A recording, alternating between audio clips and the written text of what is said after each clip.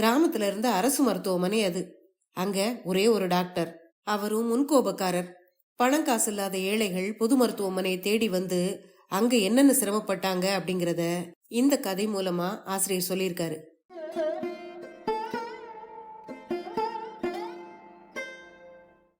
அனைவருக்கும் வணக்கம். நீங்கள் கேட்டுக்கொண்டிருப்பது கதை ரேடியோ தமிழ். திரு CVS ஆறுமுகம் அவர்கள் எழுதிய டாக்டரின் கோபம் என்ற சிறுகதையை தான் இன்னைக்கு நீங்க கேட்க போறீங்க.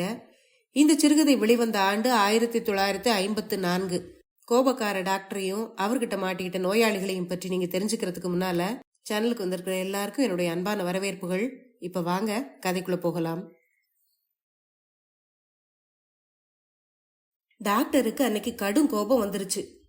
அந்த டாக்டருக்கு கோபம் வந்தா ஆஸ்பத்திரியில இருக்கிறவங்களுக்கு தஞ்சாவூர் ஜில்லாவில் புயல் புகுந்த மாதிரி தான். கம்பவுண்டர்களும் நர்ஸுகளும் நோயாளிகளும் புயல்ல அகப்பட்ட வாழைக்கண்ணுகளை மாதிரி படாத பாடுபடுவாங்க. அந்த டாக்டருக்கு அன்னைக்கு கோபம் வர்றதுக்கு 4 காரணங்கள் இருந்தது. ஒன்னு, ஆஸ்பத்திரியை பாக்குறதுக்காக அன்னைக்கு மேலதிகாரிகள் விஜயம் பண்றதா இருந்தாங்க. 2வது, ஆண்கள் வார்டுல 8வது படுக்கையில இருந்த ஒரு நோயாளி பலத்த அட்டகாசம் பண்ணிக்கிட்டு இருந்தான். 3வதா, அவுட் பேஷன்ஸ் பகுதியில மருந்து வாங்க வந்தவங்க கொஞ்சம் கூட நாகரிகம் தெரியாம நடந்துகிட்டு இருந்தாங்க. 4வதா, உடன் பிறந்தே கொள்ற வியாதிய மாதிரி அந்த முன்கோபம் டாக்டரோட பிறவி குணமா அமைஞ்சிருந்தது. காலையில டாக்டர் காரை விட்டு இறங்கி கன்சல்டிங் ரூமுக்குள்ள போறதுக்கு முன்னால அங்க கூடி இருக்கிற பேஷண்ட்ஸ் எல்லாரும் குட் மார்னிங் சார் அப்படின்னு சொல்லி தனக்கு மரியாதை பண்ணணுங்கிறது டாக்டரோட விருப்பம், கண்டிப்பு. ஆனா அந்த ஆஸ்பத்திரிக்கு வர்ற முட்டாள்களுக்கு அது புரியுறது இல்ல. வெளியில அவங்களுக்காக தலை போற காரியம் ஏதோ காத்துக்கிட்டு கிடக்குற மாதிரி டாக்டரை பார்த்த உடனே அவசரப்பட்டுக்கிட்டு முன்னால ஓடி வருவாங்க. கம்பவுண்டர் ரொம்ப சிரமப்பட்டு உண்டாக்கி வச்சிருந்த கியூ தடம் புரண்ட ரயில் பட்டி மாதிரி ஆயிரும். அதை பார்த்ததுமே துர்வாசனை மாதிரி டாக்டருக்கு மூக்குக்கு மேல கோபம் வந்துடும். அவருக்கு கோபம் வந்துட்டா தன்னுடைய கோபத்தை தவிர வேற எல்லாத்தையும் அவர் மறந்துடுவாரு. ஜனங்களுக்காகத்தான் இந்த ஆஸ்பத்திரி இருக்குங்கிறதையும் அவங்களுக்கு மருந்து கொடுக்கறதுக்காகத்தான் சர்க்கார் தனக்கு சம்பளம் கொடுக்குதுங்கிறதையும் அவர் அடியோட மறந்துடுவாரு. டாக்டர் தான் இப்படின்னா வர்ற ஜனங்களும் அப்படித்தான். ஏதோ புண்ணியத்துக்கு தானம் கொடுக்கற இடத்துல தர்மம் வாங்க வந்த அகதிகளை போலத்தான் அவங்களும் நடந்துக்குவாங்க. நோயாளிகளை பார்த்ததும் டாக்டருக்கு கோபம் வந்துருச்சு. ஏ ஈஸ்வரம் புள்ள அப்படின்னு சத்தம் போட்டு கூப்பிட்டாரு டாக்டர். ஃபில்டர்ல மருந்து பிடிச்சுக்கிட்டு இருந்த கம்பவுண்டர் ஈஸ்வரன் புள்ள எல்லாத்தையும் அப்படியே விட்டுட்டு ஓடோடி வந்தாரு. ஓய், இது என்ன ஆஸ்பத்திரியா இல்ல கருவாட்டு சந்தையா அப்படின்னு கோபமா கேட்டாரு டாக்டர். ஆஸ்பத்திரி தான் அப்படின்னு ஈஸ்வரன் புள்ள பதில் சொல்லி இருக்கலாம். ஆனா அப்படி சொன்னா டாக்டரோட கோபம் இன்னும் அதிகமாகுங்கிறது அவருக்கு தெரியும். அதனால மௌனமாவே நின்னுகிட்டு இருந்தாரு. டாக்டருக்கு அன்னைக்கு வேலை அவசரம். அதனால கோபத்தை மேலும் காட்டாம அப்படியே நாற்காலியில போய் உட்கார்ந்தாரு. கூட்டம் இதுக்குள்ள ஒவ்வொன்னா வரிசைப்பட்டு நின்னுது. ஆனாலும் டாக்டரோட கோபத்துக்கு மரியாதை கொடுக்க வேண்டி அந்த கியூ வரிசைய மேலும் ஒரு தடவை சரிப்படுத்தினாரு கம்பவுண்டர். அதை பார்த்த டாக்டர், சரி சரி நீங்க போங்க, அங்கேயும் வந்து கூட்டம் சேரப்போகுது அப்படின்னு சலிச்சுக்கிட்டாரு.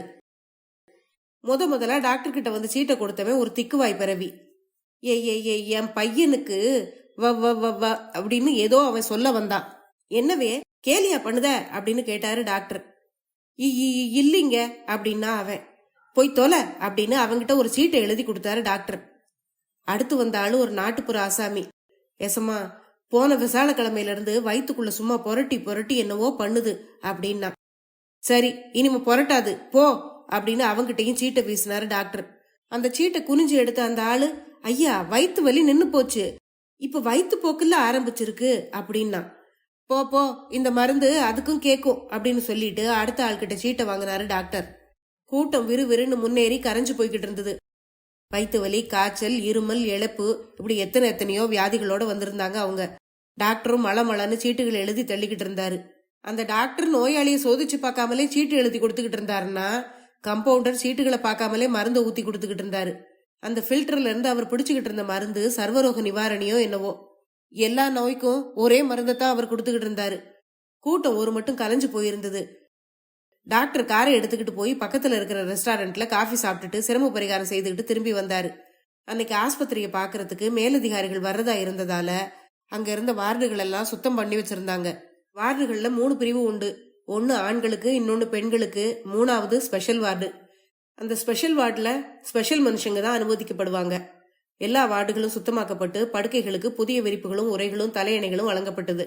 ரொம்ப மோசமா இருந்த நோயாளிகள்ல சிலர் அங்கிருந்து வெளியேற்றப்பட்டாங்க. திரும்பி வந்த டாக்டர் எல்லாத்தையும் பார்த்துட்டு திரும்பி தன்னுடைய ரூமுக்கு நடந்துகிட்டு இருந்தாரு. ஆண்கள் வார்டோட 8வது படுக்கை பக்கத்துல வந்ததும் அவர் நின்னாரு.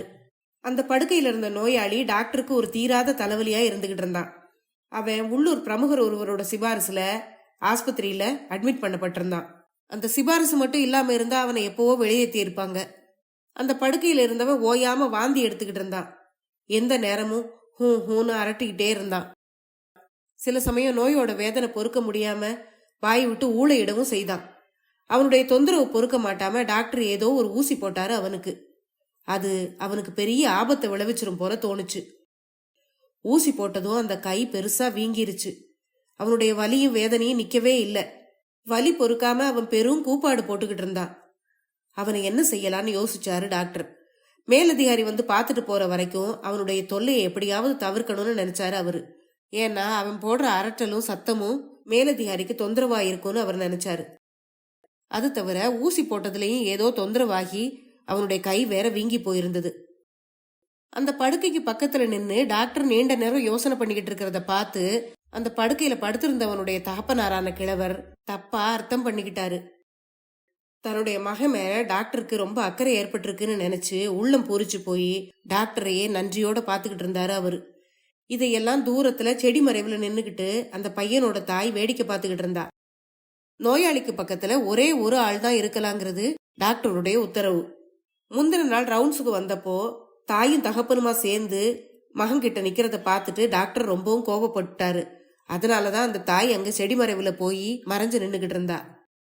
ரொம்ப நேரமா தன்னுடைய மகனுடைய படுக்கைக்கு பக்கத்துல டாக்டர் நிக்கிறத பார்த்ததும் வேறு வழி இல்லாம அந்த பெண்மணி டாக்டருக்கு பின்னால வந்து நின்னா.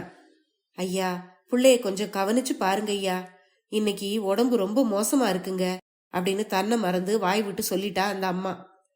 டாக்டர் உடனே திரும்பி பார்த்தாரு. இவ்வளவு நேரம் சிந்திச்சுக்கிட்டு இருந்ததால அடங்கி இருந்த அவருடைய கோபம் திடீர்னு சீறிக்கிட்டு கிளம்பிச்சு. நீ எதுக்காக உள்ள வந்த? மோசமா இருக்கிறது நல்லா இருக்கிறது எங்களுக்கு தெரியாதோ, வெளியே போ அப்படின்னு அதட்டினாரு. டாக்டர் சத்தத்தை கேட்டு கம்பவுண்டர் பக்கத்துல ஓடி வந்தாரு. உங்ககிட்ட எத்தனை தரந்தா சொல்லி தொலைக்கிறது?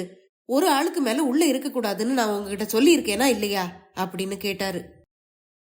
பாவம், அந்த அம்மாவோட பாடு ரொம்ப தர்ம சங்கடமாயி போச்சு. அவ தன் உயிரையே விட்டுட்டு போற மாதிரி தயங்கி தயங்கி வெளியே போனா. டாக்டர் கம்பவுண்டர் பக்கம் திரும்பி take him to the postmortem அப்படின்னு ஆங்கிலத்துல சொல்லிட்டு அங்க இருந்து நகர்ந்து போயிட்டாரு. போஸ்ட்மார்ட்டம்னு டாக்டர் சொல்லிட்டு போனது பிரேதங்களை வைக்கிற இடம் தான் அப்படிங்கிறது அந்த பையனுடைய தாய்க்கோ தந்தைக்கோ தெரியாது. தங்களுடைய மகனை வேற இடத்துக்கு மாத்தி விசேஷமா வைத்தியம் பண்ண போறாங்கன்னு தான் அவங்க 2 பேரும் நினைச்சாங்க. வேற இடத்துக்கு மாத்தி கொண்டு போறதால ஏதோ விசேஷமான சௌகரியம் கிடைக்க போகுதுன்னு அவங்க சந்தோஷப்பட்டாங்க. ஆனா பையனோட நிலைமையோ அன்னைக்கு ரொம்ப மோசமா இருந்தது. முன்னால மாதிரி அவன் அனத்தவும் இல்ல, பெதட்டவும் இல்ல. அதுக்கு கூட அவனுக்கு ஜீவன் இல்ல. கிழிச்சு போட்ட வாழை நார போல சுருண்டு துவண்டு கிடந்தான். ஆஸ்பத்திரியில இருந்த மற்ற நோயாளிகளும் நிலைமைகளை புரிஞ்சுக்கிட்டு மூச்சு பேச்சு காட்டாம அடங்கிட்டாங்க. ஒரு தும்மலோ இருமலோ கூட போடாம அவங்களும் தங்களை கட்டுப்படுத்திக்கிட்டாங்க. மேலதிகாரி இன்ஸ்பெக்ஷனுக்கு வரப்போறாருங்கிற பரபரப்புல கம்பவுண்டர்களும் நர்ஸுகளும் பூமியில கால்படாம அங்க இங்கேயும் தெரிஞ்சுக்கிட்டு இருந்தாங்க. ஒரு மட்டும் மேலதிகாரி வந்து சேர்ந்தாரு. டாக்டர் அவரை பயபக்தியோட ஒவ்வொரு இடத்துக்கும் கூட்டிட்டு போய் காட்டினாரு. ஆஸ்பத்திரியை பார்த்து மேலதிகாரிக்கு நல்ல அபிப்பிராயம் தோணிருச்சு. சுத்தமும் சுகாதாரமா அந்த ஆஸ்பத்திரி இருக்கிறத பார்த்து அவருடைய முகத்துல மகிழ்ச்சி தெரிஞ்சுது. அதை பார்த்து டாக்டருக்கு ஏகப்பட்ட சந்தோஷம். எல்லாத்தையும் பார்த்த பிறகு 2 பேரும் ஆபீஸ் அறைக்கு வந்து உட்கார்ந்தாங்க. ஆஸ்பத்திரியில தான் பார்த்து வியந்த பாராட்டக்கூடிய விஷயங்களை எல்லாம் குறிப்பேட்டு புத்தகத்துல எழுத போனாரு அந்த மேலதிகாரி. அப்போ திடீர்னு ஒரு ஓலம், ஐயையோ அப்படின்னு யாரோ அலற சத்தம் கேட்டது. டாக்டரோட காதுகள்ல அந்த சத்தம் நாராசமா விழுந்தது. என்ன கூச்சல் அங்க அப்படின்னு 2 காதுகளையும் பொத்திக்கிட்டாரு அந்த மேலதிகாரி.